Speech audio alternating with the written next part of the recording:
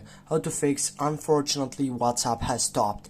First, you need to go in your settings selections on your phone, then you need to scroll down and find for applications.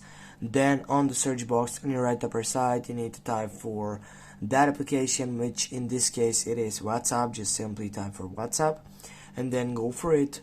And when you get into the application, you can simply go on the storage, clear the cake right here, and after you get done with that selection, you can uninstall the application and then reinstall it back.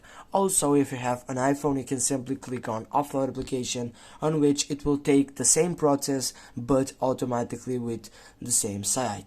When you get into that fiction, you need to get off from here, and then simply you need to go to your Play Store, and right here you need to make sure that you have the latest version of your WhatsApp section. Just go for WhatsApp and just go for that application, go for it, and now as you can see I have an option which is called open.